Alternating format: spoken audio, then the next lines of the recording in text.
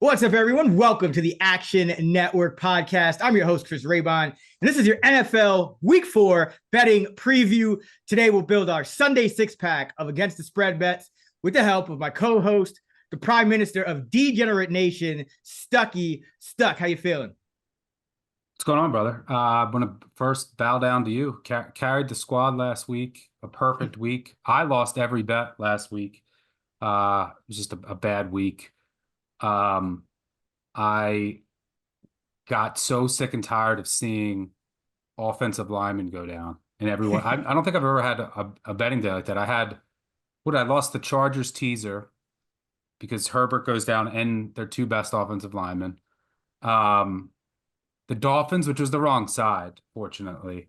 They lost both tackles and their quarterback. I have the Falcons at night, who get robbed by the officials because they're playing the Chiefs.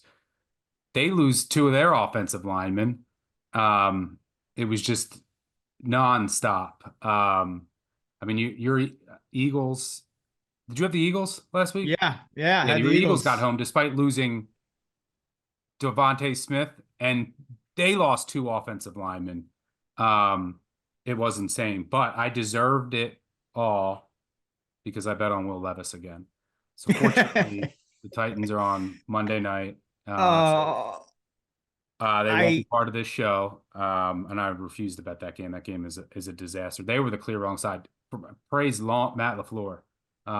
He had a great game plan, and they dominated the Titans from start to finish. Levis throws another pick six. So that was the clear wrong side there. It was the joy that we did have for the podcast is both of our totals hit again, thanks to Singletary going down at the 1 and the Steelers also ending the game at the 1. So that was two thrilling ways to end. And the Moneyline Dog parlay hit. Yeah, the Panthers did come through for me finally, and the Moneyline Dog 10-1 shot hit. Yeah. Had a bunch of messages from people that did follow that, so I was happy for them. And your perfect week, which carried the show, I'll take credit for it because I released the Panthers to you. You did. Good of the show. I couldn't take them again. And you should have released the Titans from well, this week this Titans can't be part of the show, so hopefully that's good for my picks. But I will say, with all those injuries last week, which just created a crazy week, makes this week tougher.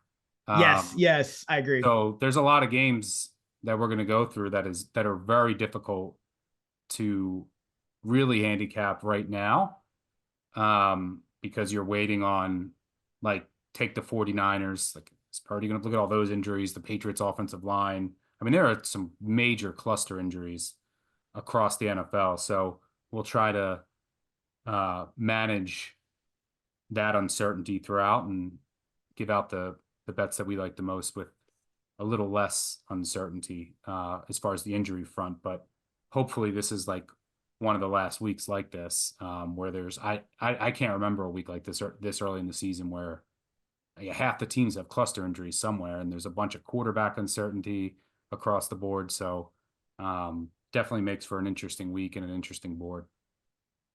Yeah, oh no, thank you. It was just a good week, but like you always say, we're on to the next.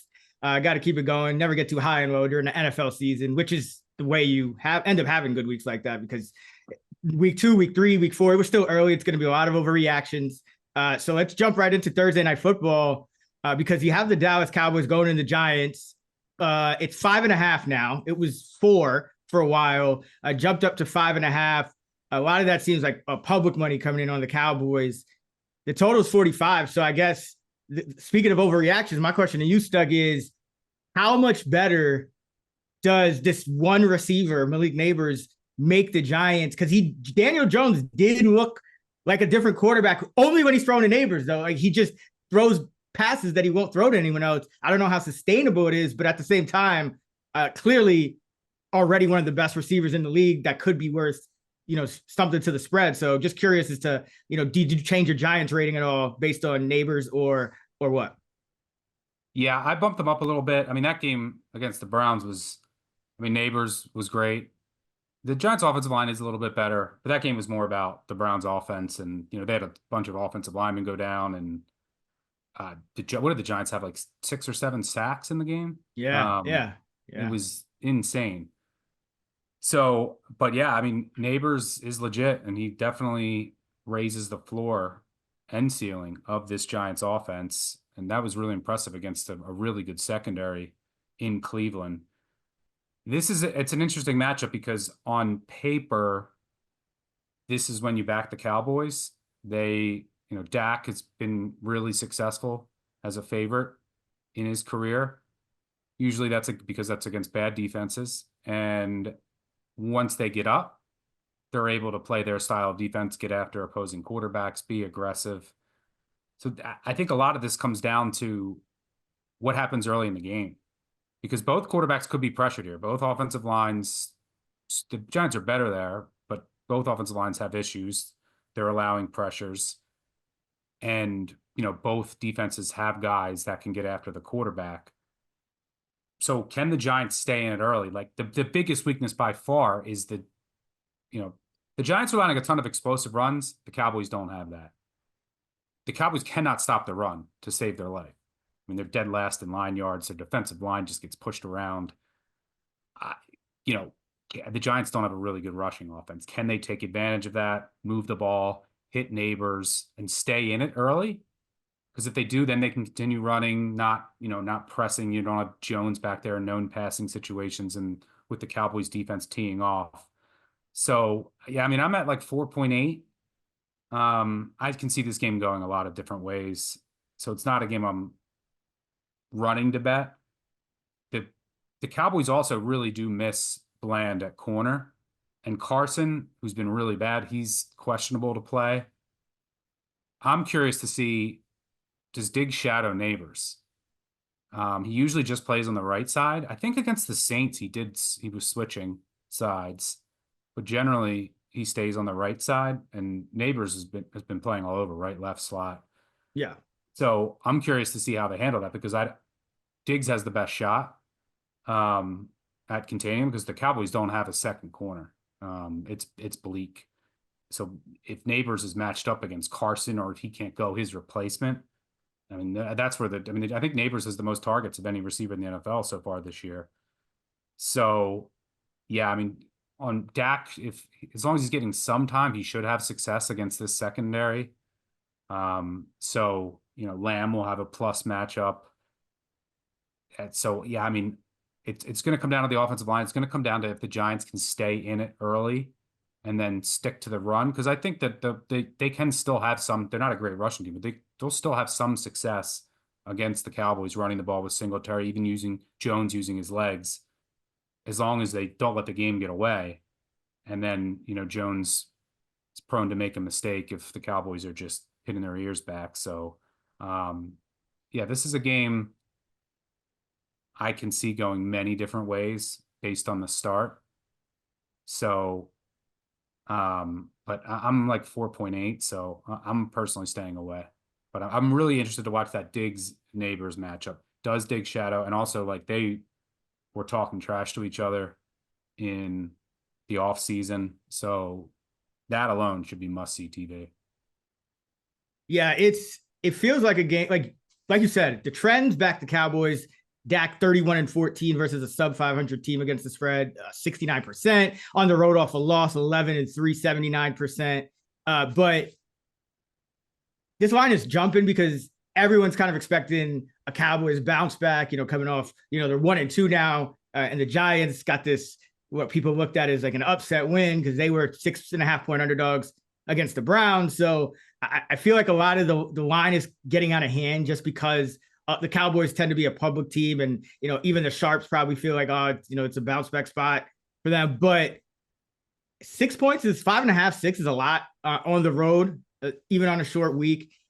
And I just think I think it's Giants or nothing here now that the line has climbed. But it's probably going to be a stay away for me because it's still enough I don't know about these teams. And just because in the second half, the Browns, they started shadowing Neighbors, and he didn't really do much in the second half. So I think the Diggs question is big. And there's also just guys who are going to break out for either side, right? Like you say the Giants, running game isn't great. They started giving Tyrone Tracy more run down the stretch in the second half. against the Browns, maybe he gets more carries and maybe he's a revelation for them as well, which would hurt the Cowboys. So yeah, I would lean Giants here just because I think the line is a little bit inflated, and I don't think you could just play like bounce back trends blindly, when it has no bounds in math. And I just think the Cowboys, anything over four-ish would be kind of foolish to lay on the road in a division game. So yeah, stay away from me. Daboll still with 19-11 against the spread as a dog. So yeah, it's a stay away from me. I can see the case for both sides. All right, before we get to our Sunday six pack, the NFL season has just begun, but the WNBA playoffs are underway and Major League Baseball postseason starts next week as well. So if you're interested in cashing in on these playoffs, be sure to check out two of Action Network's best podcasts. One, we got Payoff Pitch with new MLB betting episodes every weekday during the playoffs, and Buckets, WNBA, for all things betting. In the W, you can find Payoff Pitch and Buckets, WNBA podcast, wherever you like to listen. All right, now it's time for our Week 4 Sunday Six Pack.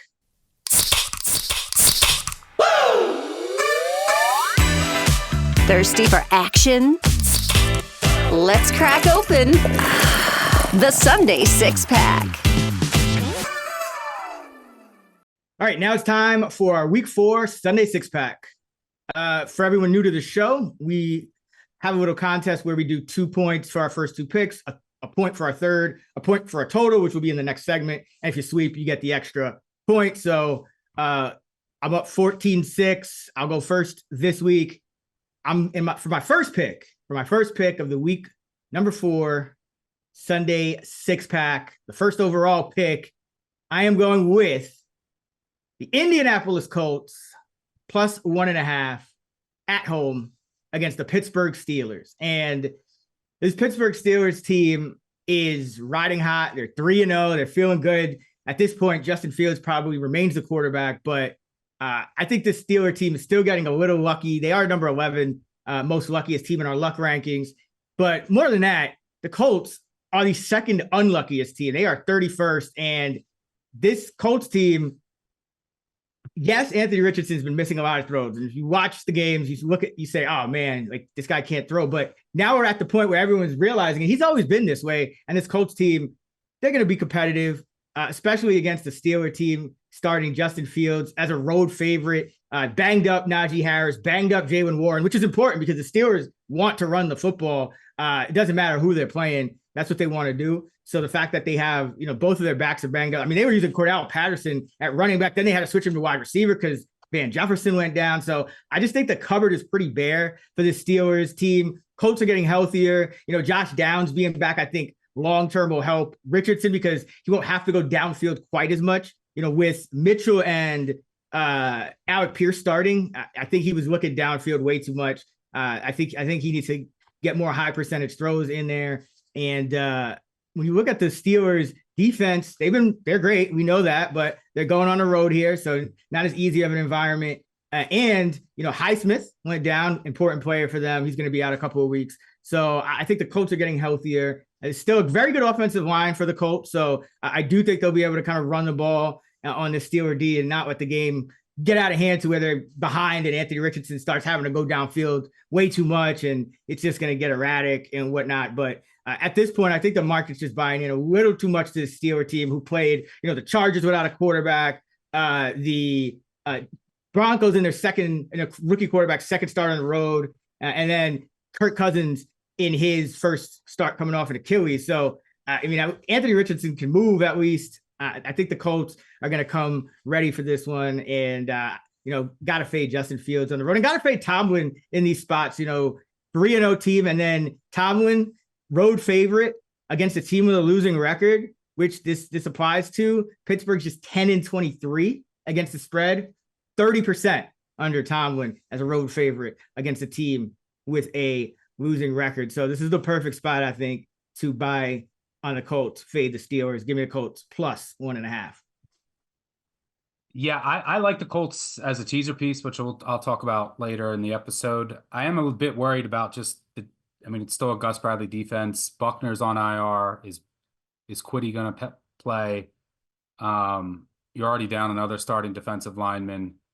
Kenny Moore, what's his status? You're also down Juju Brents. I mean, you have some backup corners who are banged up as well. I mean, you need your guy Womack in there, who might need to step up. The good thing is, I mean, the Steelers don't have, an electric passing attack. So, yeah, I don't hate this, but I mean, Richardson does concern me. He's just so inefficient. Yeah. He's completing under 50% of his passes with six interceptions, some real bad ones too. That one in the end zone was horrific. He's just not accurate. His ADOT is huge. It's as big as anyone through 3 weeks over the past 6 or 7 seasons. He's got to hit some explosives here against the Steelers. And but I agree. I think that the Colts offensive line is the strength of their team. That's big here. You got to remember last year when these two teams played, the Colts with Gardner Minshew put up 30. They ran all over the Steelers. I don't even think Taylor played in that game. So I think they can have some success on the ground, utilize Richardson's legs.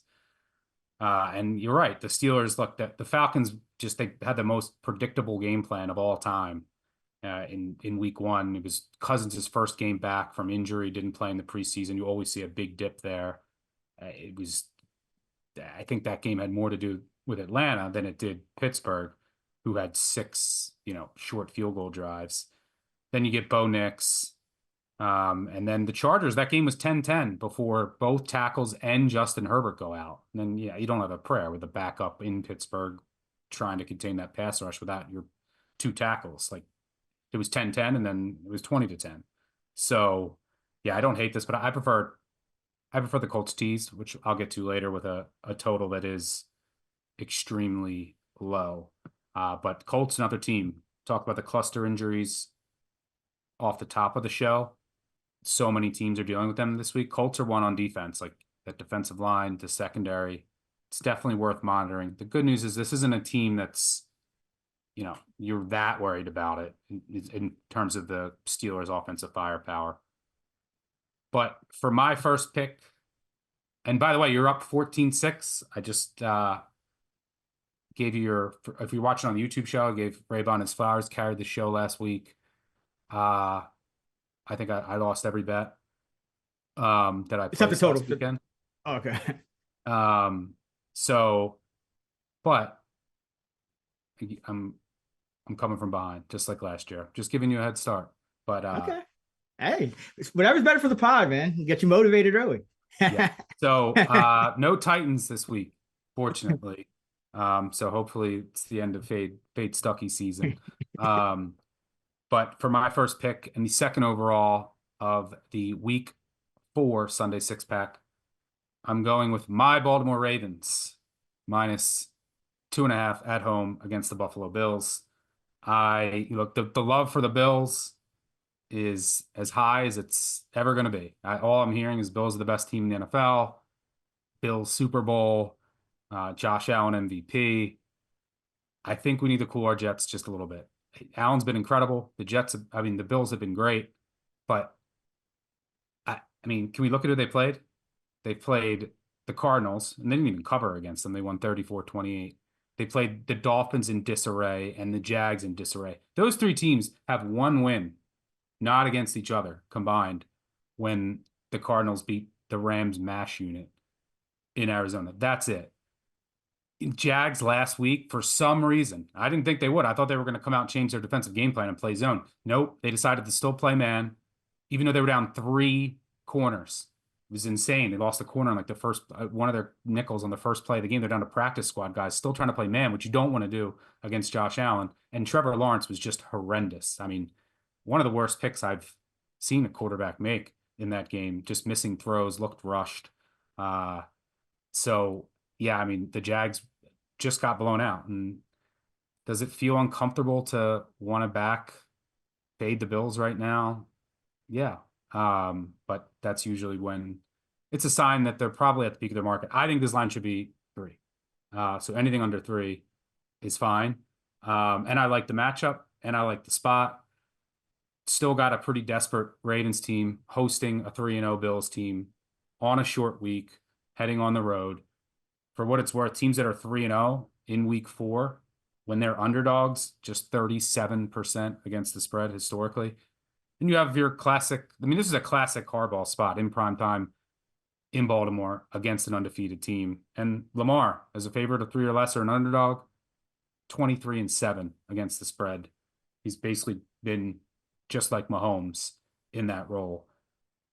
And the Ravens could easily be 3-0 with wins at Dallas, home against the Raiders, and a win at the Chiefs. There was a toe, and the other 2 games, they were in firm control. Their defense dominated. I went back and watched them. It was mainly penalties. I mean, and Harbaugh came out, he sent a message to the league. Don't be surprised if the Ravens get calls this week in this game, which is not an immaterial factor. They're net negative 16 penalties and negative 200 yards on the season, by far the unluckiest team in terms of penalties. You saw in a game against the Chiefs, they just decided they wanted to make a point of emphasis against the Ravens in that game. The pass interference that flipped the Raiders game was asinine. Against the Cowboys, some of the penalties that let the Cowboys kind of come back in that game were crazy. They even missed a safety call. So the refs have been it's been an outlier 3 weeks. So one, that's driven some of their results, because other than that, they've been pretty damn good. So don't be surprised if there's just some natural regression and if they get called. Harbaugh came out, he did it very professionally in how he kind of called out the officials without risking getting fined. But this is also a decent matchup. The Bills have struggled defending the run this year. When they get way up, teams haven't been able to run on them, but the Ravens should have success doing that. Their offensive line, I think, really improved last week. Finally stuck with 5 guys, and it was their best overall performance by far of the season. So I think that unit is only going to continue to trend up. But they can attack this Bills defense. People are forgetting that the Bills' middle of that defense is extremely vulnerable. You don't have your 2 stud linebackers. Your safeties are weak. The Jags they were missing Evan Ingram, which was a big loss in that game. And Trevor Lawrence was just off. The Dolphins, who also lost Tua in that game, weren't attacking over the middle of the field. Just mind-blowing. But their offensive line was just a mess in that game too. The Ravens should be able to run it, set up play action, and throw over the middle of the field with 2 really good tight ends. I mean, they have the perfect offense to attack the weak parts of this Bills defense, because the Bills, what they're going to do is they want to try and generate pressure, and they want to take away the explosive play.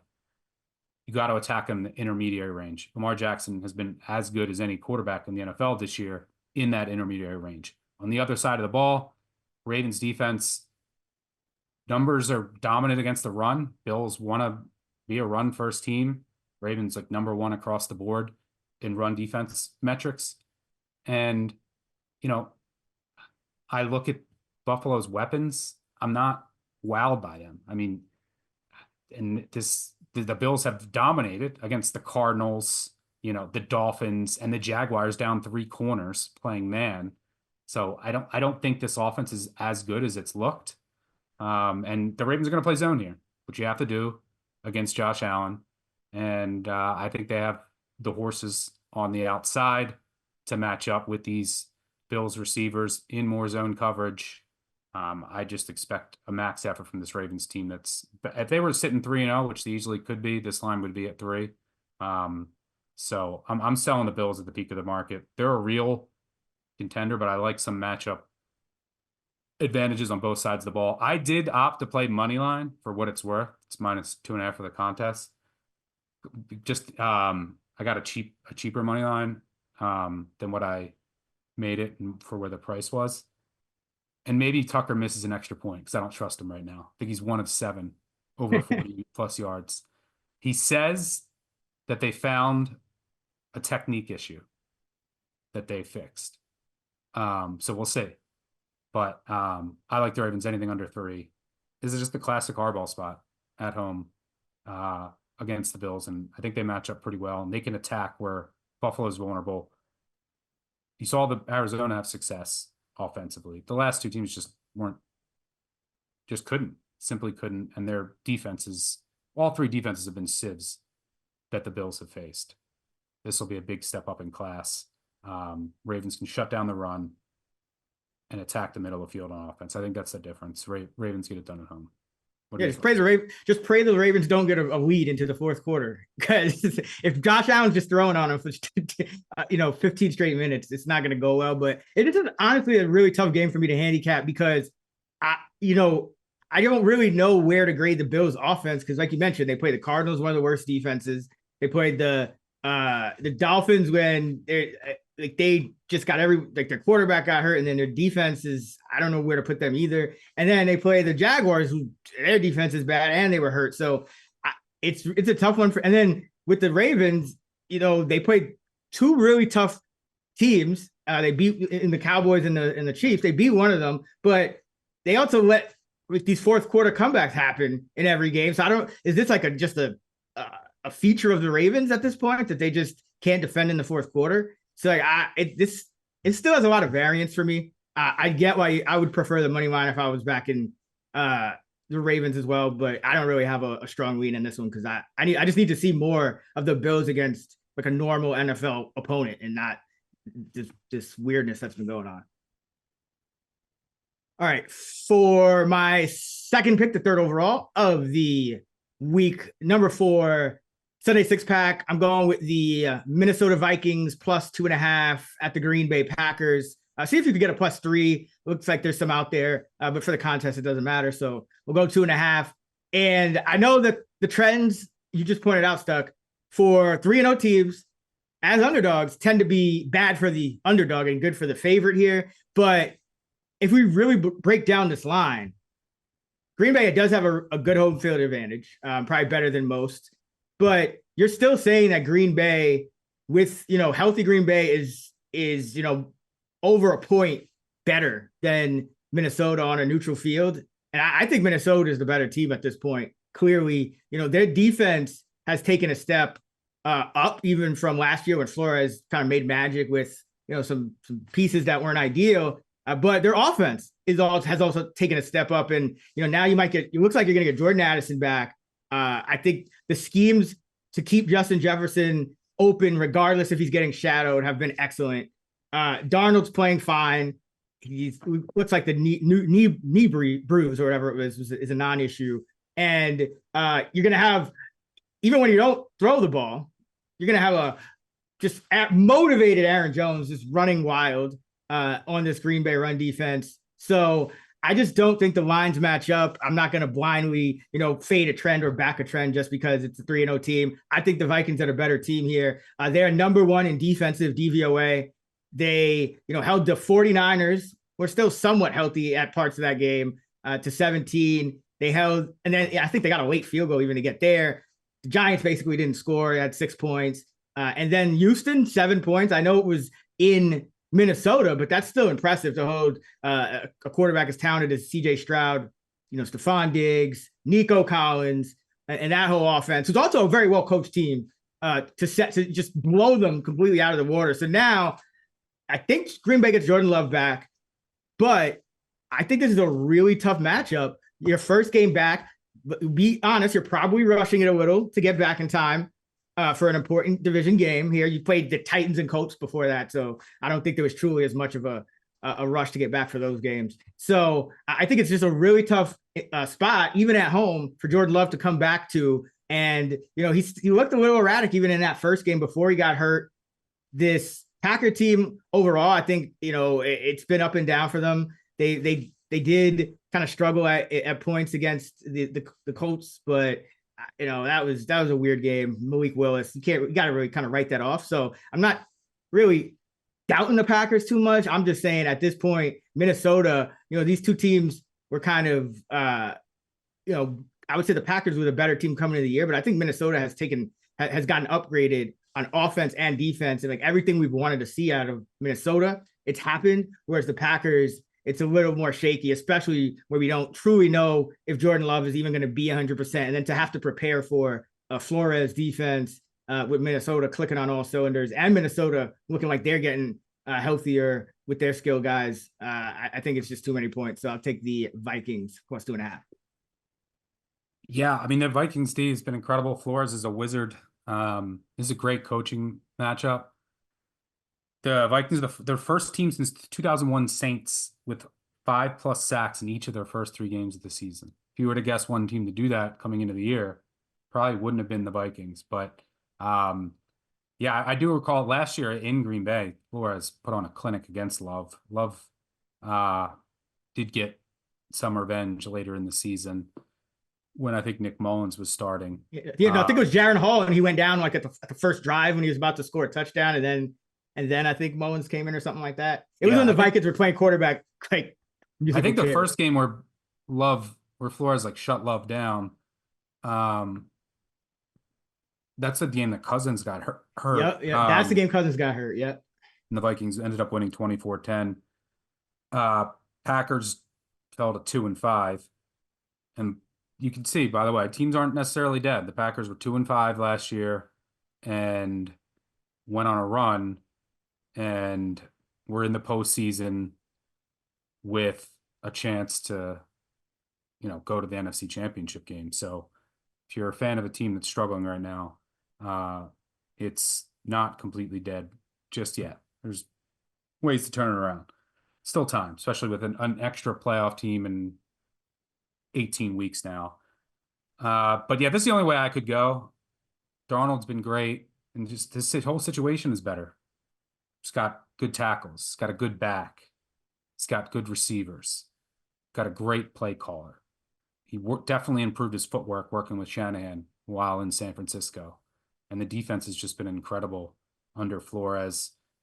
Packers D, I think, is improved, but you can still beat them. They're much more aggressive now, and it's translating the turnovers, and I think it fits their identity much better. But you can hit them with explosives, and I think Minnesota's capable of doing that here. And what puts it over the top is just the uncertainty with Love. We still don't know for sure if he's going to go, but if he does, I don't think he'll be 100%, and it's reasonable to assume that he'll have a dip in efficiency and production, shaking off some of the rust, dealing with the remnants of that injury at first. So yeah, it's Vikings or nothing there for sure. But for my second pick and the 4th overall of the week 4 Sunday 6-pack, I'm going with the Atlanta Falcons -2 at home against the Saints. Another game that I just think should be 3. So I'm taking the home team at anything under a field goal. And the Saints, I think, kind of revealed their true colors last week. And for full transparency, you originally wanted the Saints, so I'm very curious to get you ended up changing your picks. I'm curious to get your rebuttal or thoughts here. I am a bit scared of the Falcons. Had them against the Chiefs. They lost 2 offensive linemen. I mean, McGarry's a big loss. Dahlman is even a bigger loss at center. And the drop-off to their replacements is enormous. They were still able to move the ball a bit against the Chiefs. They just couldn't convert a 4th down, they were inside the 10, I think, 2 possessions in a row to end the game. Didn't come away with any points, unfortunately, for my +4 ticket. But you got to remember that the Saints, who were dominated by the Eagles last week, the Eagles just kept vomiting in Saints territory. I mean, they had turnover on downs, fumble, interception, blocked punt. I mean, it was getting crazy. But they were completely dominant in that game. What was the difference? Well, Carr was under pressure, and he was awful when under pressure last week, which is what we've known him to be historically. And there's no McCoy at center now. That's a problem. So this offensive line that we said, hey, is this offensive line maybe way better than we thought? Well, now if you look at some of the metrics, they're like towards the bottom of the NFL and pass block win rate. What did they have to do last week? They moved Patrick to center, who was bad, and he's been bad there in his career. They moved Udo into guard. He was abysmal. I think PFF had him at a 0.7 pass blocking grade. 0.7. So I don't know what they're going to do this week. And then your tackles, Henning had an awful game. The rookie looks like he came back down to earth a bit. Fuaga at left tackle. So, Patrick was playing well at guard. You moved him to center. I don't know. Do you move Patrick back to guard and bring in someone else at center? I don't know what exactly you're going to do, but this offensive line is not good. Now, you might say the Falcons haven't gotten any pressure, which is true, towards the bottom in pressure rate in the NFL so far this season. But you got to remember that week 1, they played the Steelers, who were just dinking, dunking, and running the entire game. Week 2, they played the Eagles, one of the best offensive lines in the NFL. Week 3, they played the Chiefs, one of the best interior offensive lines in the NFL. That's where this pressure has to come from, in this interior. I think the Falcons do have a better pass rush. Their D's been really good at preventing explosives. And I think that they will be able to get pressure on Carr here. And I think the Falcons will do enough. The Saints defense is good, don't get me wrong, but their defensive line doesn't scare me. There's no Chris Jones. There's no one that I'm too scared of that can fully exploit. Granderson's playing well, but Cam Jordan's not getting any younger. Chase Young is there. Your interior defensive line isn't any good. So I don't think that the Saints can fully exploit the Falcons' offensive line injuries. So, I'm rolling with the Falcons here. -2 at home in a game that I think should be 3. But curious to get your rebuttal here. Yeah, so when I kind of look at the games that I want to pick, and then we can do our little draft, I kind of have a few games marked off that, are in a pool of games, and then I'll just kind of go with the ones. And then as I'm doing my research, I might, refine or change anything if you haven't picked the same pick. And so I'm looking at my original thought with the Saints-Falcons game was, all right, Falcons coming off a short week. Now they're back at home, but they're off a short week, down 2 linemen. And, I think the Saints, everyone kind Not of a short week, but they played Sunday night. Yeah, well, but at least they were at home. Yeah, true. So, but then I'm looking at the Saints like, okay, both teams are line injuries. Falcons get no pressure. And then I'm looking at, okay, the Saints, they played Jalen Hurts, and he's the mobile quarterback, and Kirk Cousins can't really move around. So I was thinking that I wasn't really feeling the Falcons offense in this spot, but the more I looked at it on both sides, it's kind of a toss up. It's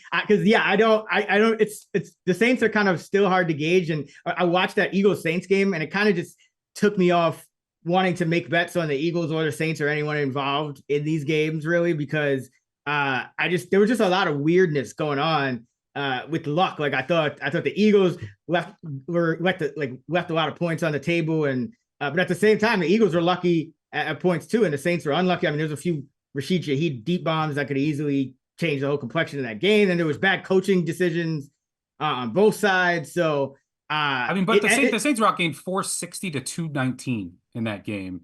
And coming into it, everyone said the Eagles can't get pressure, right? You got to be careful on these small sample sizes. But the Falcons haven't gotten pressure for years. They added, I think the addition of Judon, I think they can get interior pressure here. They should get pressure off the edge.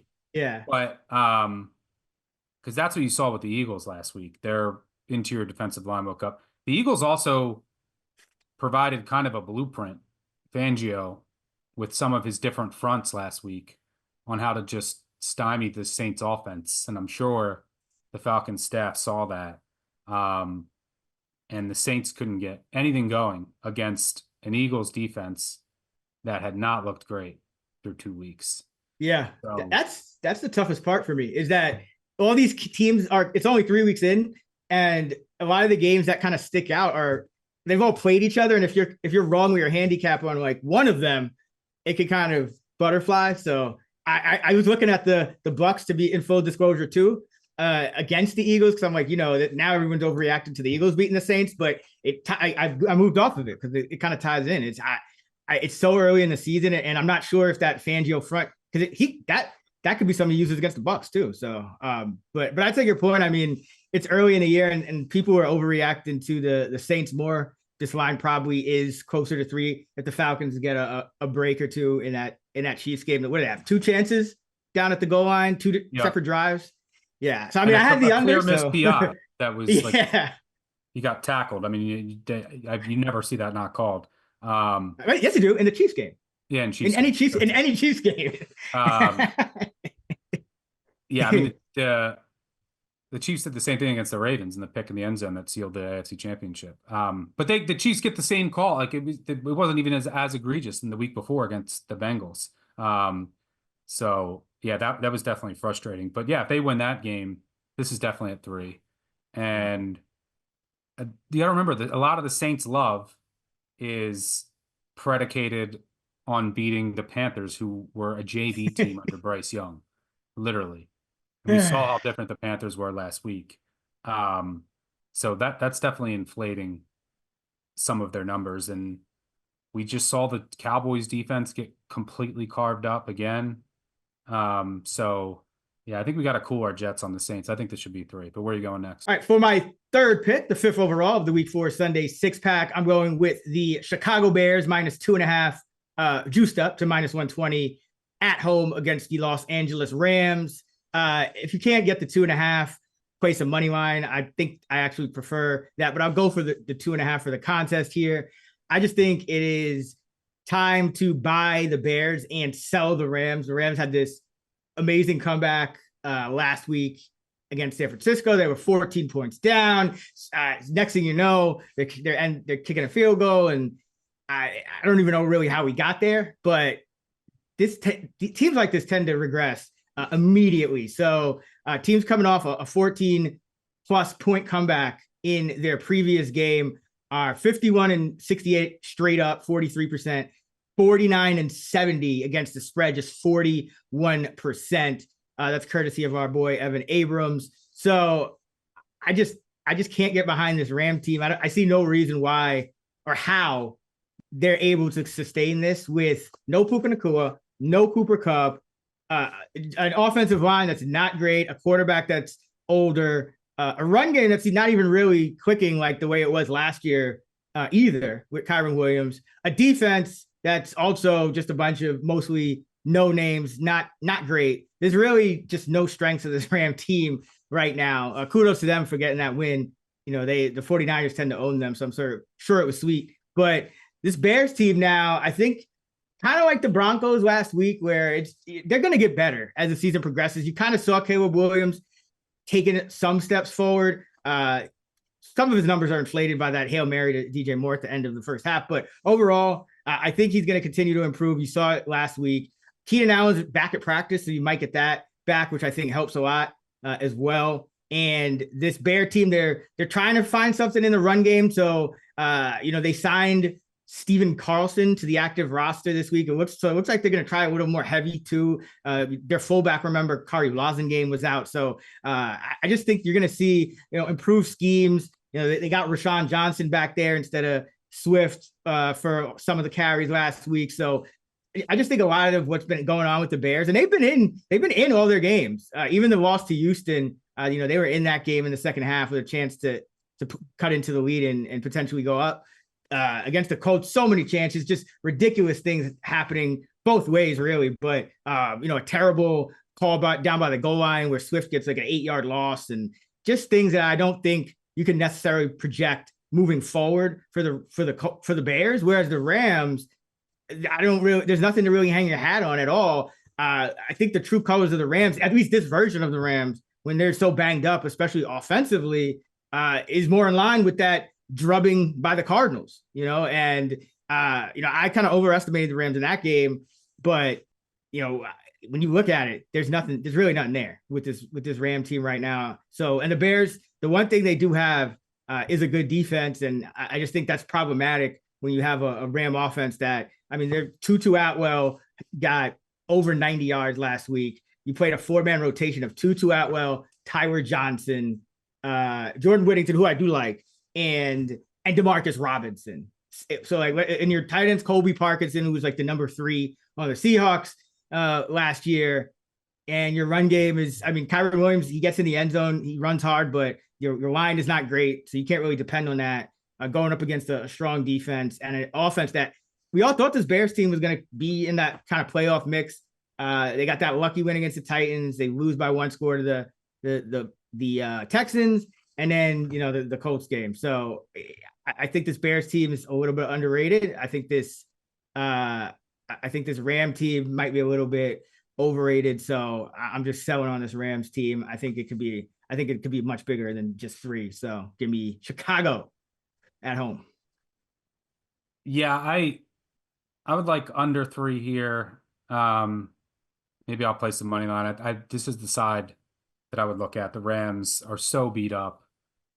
Teams just, and look, they were dominated. They were at risk of getting blown out. It was a miraculous win, and they were even in comeback mode late with Stafford hitting some deep passes. They were outgained 425 to 296 against a banged up 49ers team. Yeah, Juwan Jennings looked like Randy Moss. Yeah, Juwan Jennings had 11 catches, 175 yards, and 3 touchdowns in that game, which was just insane.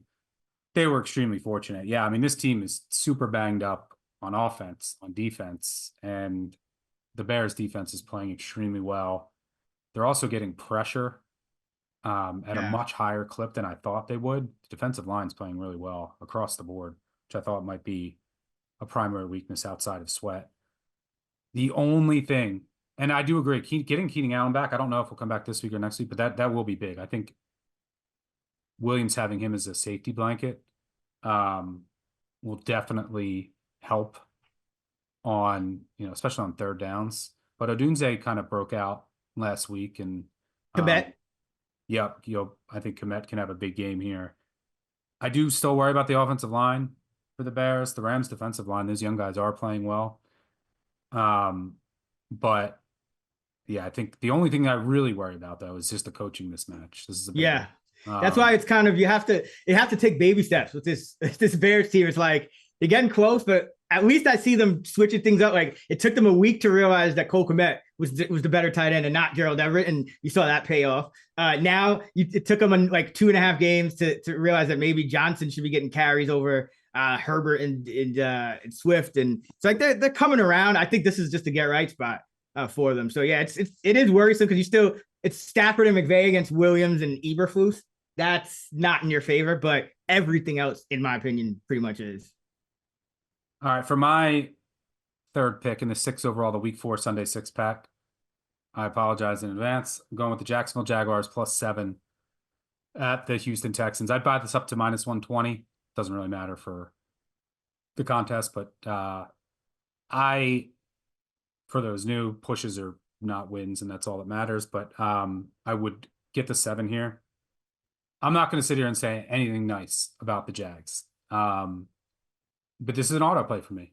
If you've been listening to this pod for the last 6 years, they've lost by teams off of 35+ point loss as underdogs of 4 or more. 50, 19, and 2 against the spread over the past 25 years. That's 73%.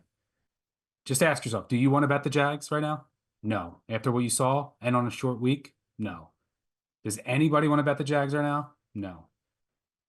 That's the reason the line's 7, and it got up to 7. And Jags they should get Savage back, which will help a little bit, but they lost Ulukan at linebacker, which doesn't help matters. They still have other injuries in the secondary. It's a bad team right now, but I can't get to this number. At 7, a road divisional dog off a 35+ point loss, season on the line. You'll get their best effort here. Home field isn't that great in a divisional game. And this line went up like a field goal from the look ahead, which isn't the most efficient, but that's close to where I had it, around 4.5, which is where the Bills game closed at. So you say, okay, we got to downgrade Jacksonville for a bad performance. Do we not have to downgrade Houston? Houston also got their doors blown off on the road too. Like both of these teams got blown out last week, and we're only adjusting it one way. Trevor Lawrence has to be better. But the thing is that the Houston offense right now isn't right. If you look at some of like the advanced metrics, it's right on par with where the Jags are. So Stroud he's kind of in a mini sophomore slump. I have full faith that he'll figure it out. But Flores confused them even against like the Colts. That game, came down to the wire. The Bears, they should have blown out the Bears in that game, and they just couldn't. So the Texans are just off right now. So I mean, the Jags are bad. They're awful. They're 0-3, but I can't get to 7 as road divisional dog. And we talked about how much the Texans are a fade look when they're bigger favorites. They get too conservative at times. They've been awful as favorites under Stroud against the number. So, yeah, I think that this is the very bottom of the market on the Jags. You got to remember, against the healthy Dolphins team, they should have won that game. They fumbled going into the end zone. So it's not like they were a complete disaster in that game. They actually outplayed the Browns in week 2. Just if you look at some of the underlying metrics, they got to get the red zone figured out, but that there's so much variance in that. I assume that's coming. There's positive regression looming. There's also some potential turnover regression that's coming their way. So yeah, it's not like they were a complete disaster. I think just last week they had the worst possible matchup because they decided to still play man. You can get away with that more this week, and they were down 3 corners against Josh Allen, and the Bills were just on one. So do I have my concerns about the Jags? Yes, but just hold your nose, catch the falling knife here, take the 7 after the 35+ point loss with the road divisional dog. That's it. It's that simple. I just hold my nose, put my bet in, and hit submit. Yeah, it's definitely Jags or nothing. You can't weigh the points, in my opinion, with the Texans just given the spot. Would you say that this, like, if you put a path to the Jags covering, would you say it kind of has to be a higher scoring game? Because I feel like regardless of what the metrics say, the Texans offense is going to move the ball on the Jags, right? So you would figure it's the Jags offense that kind of has to step up against the Houston defense that their metrics are kind of probably better than they really are. Would you say that's kind of the because I'm thinking about the total for this game, 45. It's a division game, but 45 seems low. And I just feel like it's maybe because both teams' offenses have underperformed. Yeah, I don't mind a look at the over indoors here with these two quarterbacks. Like I said, there's some red zone regression for the Jags. Lawrence has to be better. But they have weapons. I think they're going to get Evan Ingram back, or there's a chance. And that's big. They need him, especially in the red zone, especially on third downs. I think Peterson said he's got a shot, and this is like their season on the line. So I think he's going to go. We'll see. But yeah, I would think that it's higher scoring, but there's many paths for a road divisional dog to cover 7 or push. You can get a backdoor late, and the Texans aren't firing on all cylinders right now. Keep that in mind. So, and yeah, just got to take the 7. But yeah, I would agree with you. I think it has to be the Jags offense has to do its job here, because even though the Texans offense is struggling a bit, the Jags defense is not good and they're banged up. So yeah, it's going to be on Lawrence to have a good game. Yeah, the Texans, they have this tendency sometimes to get cute. And, I think what the Bills really did right in that game was they said, even though they were probably the run heaviest team, if I'm not mistaken, in the league, or at least one of them, right there with the Chargers and Steelers, they just threw from the outset. They said, we're not going to try to run on Jacksonville. That's the one thing Jacksonville can defend. So I'm curious to see if Houston, comes out, especially off a big loss, and just, tries to run the ball and make sure they don't do anything crazy early, or they come out firing, seeing what the Bills did. So, but Houston has had a tendency to get cute, and they're injured at running back. So that's another kind of thing that could play into the Jags' favor. Yeah. But all right, let's see what we got quarterback wise this week. So you got Lamar Jackson, Kirk Cousins, and Trevor Lawrence. That's actually an all-star cast compared to what. Yeah, I had to take a week off of Levis. Skylar Thompson. It was rough. Yeah, I got Anthony Richardson, Sam Bradford, and Caleb Williams. So yeah, I'm more my quarterbacks are Sam Darnold. Yeah, throwback. Hey, Sam Bradford was good on the he was good on the Vikings, right? Didn't Sam Bradford go to the Vikings for a year or something like that? Or yeah. Okay, I'm like, where did I get that from? But yeah, I hope it's not Sam Bradford. Maybe who started for the Dolphins on Monday? Maybe it is Sam Bradford.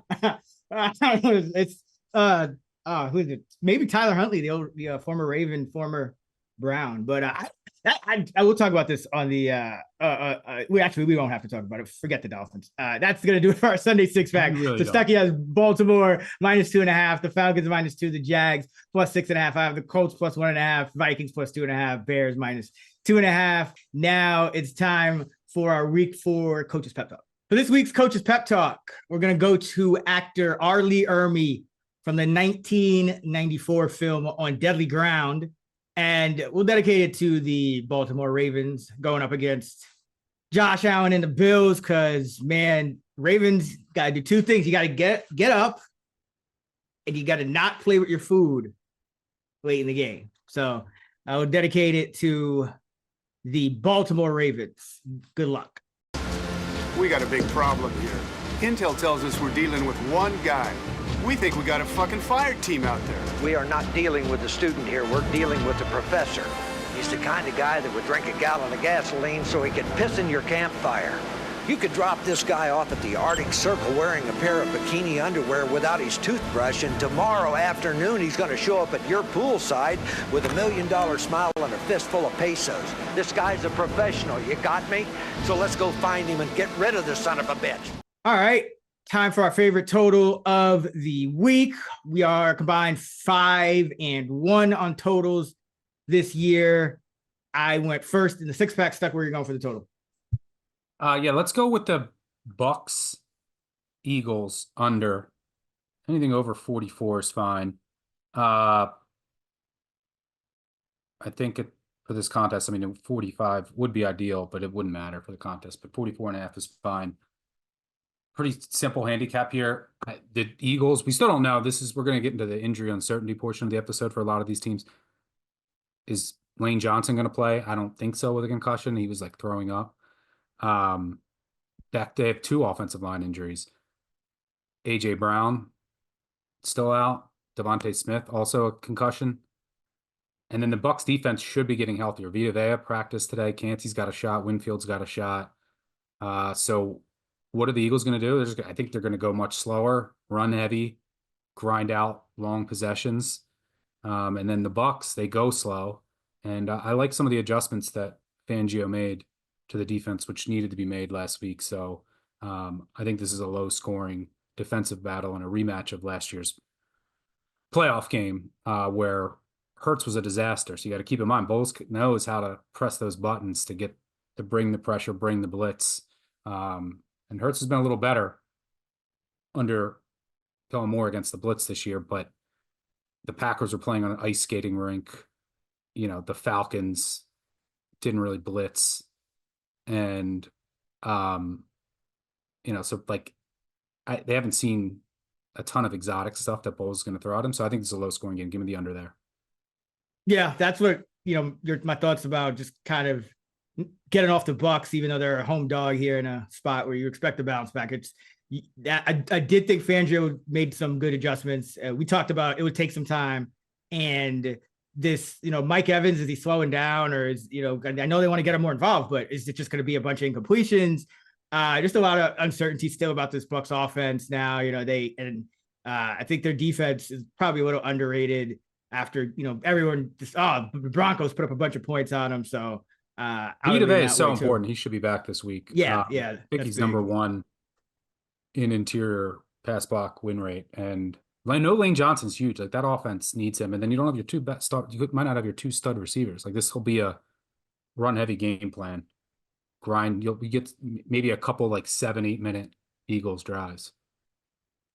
Yeah. Speaking of long drives, I'm going to go to the Falcons Saints under 42.5. See if you could get a 43. I'm in no rush to play this. We'll see where it ends up.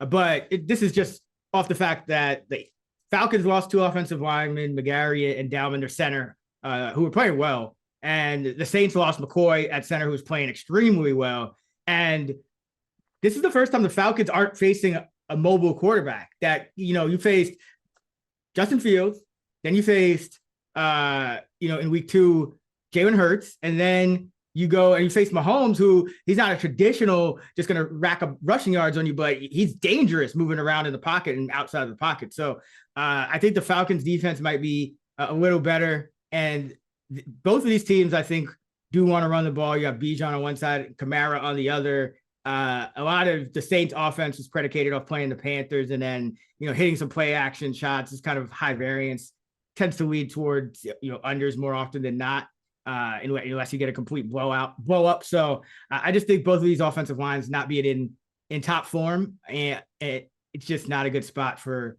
either offense. And I think the Falcons D might be a little bit underrated, to your point earlier, just, having gone against all these mobile quarterbacks. So week 4, divisional unders are 30 and 15, 67% since 2015. All right. So Bucks, Eagles, Falcons, Saints, unders. Let's go to our favorite teaser of the week. Teaser, for those not familiar, is when you get an extra 6 points to parlay against the spread with 2 or more picks. Usually it's a 6 point. There's others too, but we do 6 point here. Stuck, where you going with yours? Yeah, let's keep it simple. We'll go with teasing through 3 and 7 in games with low totals. I already mentioned I'm like the Colts. Let's tease the Colts up over 7. Total there is 39.5. And another game with a total 39.5. Let's tease the Jets down to -1.5. Denver, second straight road game out east. Still Bo Nix. Aaron Rodgers and the Jets off of extended rest, which they really needed after 3 games in 11 days. That Jets defensive front, if you look at the underlying metrics like line yards, they can get pushed around, but the Broncos aren't a team that's necessarily going to fully exploit that. I don't mind the under. I think it'll probably be a really slow-paced game. Broncos going to try to really just shorten this game on offense. I'm just not sure they can consistently move the ball. And on the other side, the Broncos are going to blitz. They have good. Riley Moss played really well last week. Surtain played well as well. Maybe they can keep the Jets' passing attack in check, but I trust Rodgers to do enough here to get it done at home against a rookie quarterback. So, yeah, let's go Jets down to 1.5, Colts up to 7.5. Yeah, I like the Jets as well. I think last week was the time to kind of get on the Broncos. You just kind of felt Sean Payton game plan coming together. But now it's tougher. It's just a much higher quality defense, not one that was simply, I think, getting lucky at times in that Bucks one. So I like the Jets as well, teasing them down. And then I'll go with the Chiefs here. Chargers. Normally, you still don't, even with the Chargers injuries, Herbert's questionable, the tackles, you still don't feel comfortable about the laying 8 with the Chiefs. Derwin James is suspended. Yeah. All that stuff, you still don't feel comfortable laying 8 with the Chiefs on the road because we know what they do as these big favorites. And they're throwing so short these days. Like everything's, 5 yards past the line of scrimmage and yak. And it's just, they're not going to blow people out. I don't think so. Low total game. Much rather tease them down from 8 to 2 as well. So you only need a field goal win. So yeah, teasing the Jets and the Chiefs for me. Yeah, Chiefs offense is a mess right now. Mahomes hasn't even been that sharp. Kelsey's looks washed. He'll probably get in shape by the time they're inevitably in the Super Bowl. The defense isn't as good. I would love to take 8 here if I knew who was going to play. Like I need Herbert. The tackles are huge. No Derwin James hurts. The thing is, like, what's interesting to watch is with all these key injuries is the Chargers have a bye next week. So it's like you just lost a game. This is a huge divisional game, but you also have a bye. So do you not want to risk like rushing anyone back, right, for the whole season? So they're in an interesting spot. I have no idea who's going to play. That'll be an injury report watch. But anytime you can tease the Chiefs down to just win, especially against a team with all these injuries that might have a backup quarterback, backup tackles, missing a couple key defenders. They already don't have good receivers. But like if they had some of those guys playing, the way the Chiefs offense is operating. It's Chargers all day. The Chargers could just go run heavy, shorten this game. But don't hate it. So you're going Chiefs and who else? And the Jets. The Jets. I'm Chiefs and Jets. Okay. Yeah. All right. So Chiefs, Jets, Colts, Jets. It's time for our Underdog moneyline parlay. All right. We hit one last week. Carolina was plus 200, beat the Raiders 36-22, and then the Giants were plus 280 in Cleveland and won 21-15. So that was a plus 1040 hitter. Let's keep it going. Where are you going this week? Let's go the Vikings. I already talked about it earlier. I just think this team's playing so well on both sides of the ball, great coaches, and you just have the added variance, which you're looking for with some of these underlying dogs of, okay, if Love plays, maybe he's not 100%. And that definitely would work in the Vikings' favor. So let's go with Minnesota. I'll go with the team I bet against last week, which was the Browns in this segment. I'm going to go with them. They are now dogs at the Raiders, and Deshaun Watson's been terrible, but the Raiders also have probably two terrible quarterbacks, Gardner Minshew and Aiden O'Connell. So it really just comes down to variance, turnover variance, things like that. The Browns have a better defense. Looks like Myles Garrett's going to play. So I would need a 3 probably to actually back Deshaun Watson at this point. Just especially like Cooper's banged up, Njoku, we don't know. The Browns offensive line lost Teller. We don't know the tackle situation. So yeah, it's not a great one to just back them straight up. But at the same time, the Raiders are just terrible, and I think people got gassed up from them coming from behind against the Ravens. They just do that. Like that's just what the Ravens do for some reason. They give up big leads in the fourth quarter. So the Raiders, I think, are still terrible. The Browns are probably more terrible than we even thought, but the Browns still have the best unit in this game, which is their defense, and that could be enough. So I'll take the Browns. All right, so Vikings plus 120, Browns plus 108. You parlay those, you get plus 358. So not quite as juicy as the 10 to 1 one we hit last week, but do feel like both of these underdogs have a really good shot. Now it is time for best of the rest, the games we did not discuss in any other segment. All right, so we got 2 games. We got the first one, Patriots at 49ers. Niners favored by 10, the total 39.5. Injury uncertainty really for the Niners, because this is a lot of points if everyone's going to be out, and the Patriots are on long rest. Yeah, I mean, we got the Patriots offensive line. We saw against the Jets, they couldn't do anything with their offensive line injuries against the front that you can run on. So Hargrave out now for the 49ers. You can run on them a little bit, but it looks like Purdy is a full participant today. We'll see who else plays for them. I got a feeling this is like a get-right spot for San Fran, but there's just so much injury uncertainty. Maybe a big favorite finally covers. I think like underdogs of 6+ or like 12-1 against the spread. But yeah, this is an injury report watch. I'm pretty close to market pass right now. Yeah, I don't want anything to do with this one. I guess if you're still alive and a survivor, maybe you try San Francisco, but they're so banged up. I mean, look what happened last week. So you got to really watch the injury report. And then interesting game, Washington and Arizona. Arizona favored by 3.5, the total 50.5, has hit 51 at some spots. I know you're thinking about Arizona. You ended up moving off them, going to the Falcons. So curious as to your thoughts on this one. Yeah, I want 3 here. I want the Cardinals. I'm just buying the dip on them after last week. Their run defense has actually been pretty good this year. There are some injuries I'm watching. Another reason I didn't want to bet them yet. Like, is Beachum going to play at right tackle? They were down to like their 4th string tackle. Is McBride going to play? He's in concussion protocol. But, Daniels was incredible last week. But the Bengals D is so banged up front. They could do whatever they wanted. Now it's a short week. You're going across time zones. Teams historically have not had success doing that after pulling off an upset as an underdog. So, look, this Washington defense is still the worst in the league. So, and the Cardinals defense has been feistier than I expected, especially against the run, which is where it has to start against this Kingsbury offense.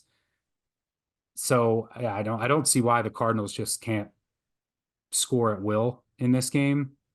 And I mean, I don't know if Daniels can be that good again. There's probably some regression coming for this Washington offense. They haven't punted in 2 games. They're converting every 4th down. So yeah, I kind of want to sell high on Washington here and buy the Cardinals. Kingsbury revenge game, but I need 3, and I want to watch the injury report, but I think this is a good spot for the Cardinals at 3 or better. It's a stay away for me. I'm not sure I do want to fade Jaden Daniels in that team just because we're 3 games into his career. I know you were kind of down on him coming into the league. I was probably a little higher, but he's gotten my attention now. And at the same time, I don't really want to back Washington with the state of their pass defense. I also don't want to play a total over 51. I think the unders on those totals, anything over 49 is like 14-2 over the last two years plus or something like that. So I'm just going to kind of watch this one, take notes, and enjoy what hopefully will be a high-scoring game. I said 2 games. We actually have a third. Oh, how could I forget? How could I forget about the Carolina Panthers coming off a resounding victory against the Raiders, now hosting the Bengals? The line is 4.5 at some spots. The total's 48. I mean, this is another tough one because it typically a team that's played as bad as the Bengals and just kind of looked very mid, getting laying 4 on the road, coming out on a short week against an offense that put up 36 points and, whatever not. I mean, you take the home dog here, but now you also have an 0-3 Bengals team that's going to be desperate for a win, and you just don't know how much to kind of adjust the Panthers after just one game against the Raiders. So where are you on this one? Yeah, it's probably a pass. If anything, I would lean Bengals, actually. I don't know how the Panthers get any stops. Like, I just don't. They can't get pressure. They can't stop the pass. They're basically just trying to prevent explosives. They just lost Fuller, too, who went to IR. So they're trying to just prevent explosives. Well, the Bengals, outside of some bombs to Chase, have not been explosive. It's just efficiently moving the ball, which they should be able to do on the ground. They should be able to do with Burrow. He's not going to be under any pressure. Their offensive line's been really good. Like, how are the Panthers getting any stops? Maybe you look at the Bengals team total over. I just don't see it. The Bengals are really beat up on the defensive line. They cannot stop the run. I mean, it is the worst run defense in the NFL right now. We'll see if they get any of those guys back. But the Panthers aren't really a threat to run it. They are much better. The offensive line is played really well. Last year, they were 31st in interior run blocking. This year, they're first.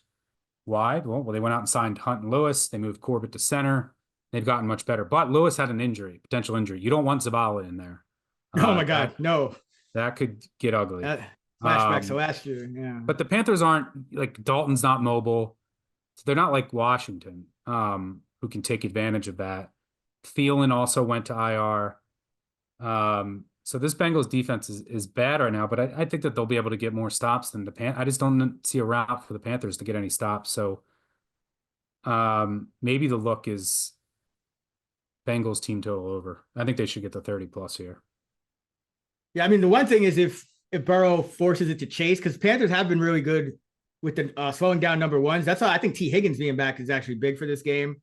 But yeah, I just don't feel comfortable laying points on the Bengals right now. They don't. It's one thing when you're kind of buying low on a dog, but this Bengals team road short week, every game they played never goes quite how I think it is going to go. Luckily, I was on them against the Chiefs, and they do end up getting a cover there. But it's been. Yeah, I just the Bengals are too much variance for me right now. But this Panther team is like. It almost feels like it's a new coach team, not just a quarterback. Because, yeah, it feels like everyone's riding off. Because defense. Everybody. Yeah, because I think Canales came here and he probably was like, all right, this is our guy Bryce Young. And it was his job to make it work, and he kind of probably instilled confidence that he could, realize he couldn't, and he kind of switched it up. So yeah, this is another one. This is a pass for me. I get it if people are kind of betting on the Bengals to not drop to 0-4, but this one, remember, it's not just money line. You're talking about laying 4 points here, which could get a little dicey. So with the defense, it's not playing well. Yeah. So that's going to be a wrap. Thank you for listening to the Action Network podcast. You can hear more of me every week with my guy, Sean Kerner, talking fantasy, DFS, player projections, all that good stuff on our Fantasy Flex podcasts. You can also hear Stuck talking college football over on Big Bets on Campus podcast. Stuck is on X at Stuck is on X at Stucky2. And I'm at Chris Raybon. We're at those same handles on the free award-winning Action Network app. Until next time, let's get this money. Go Ravens.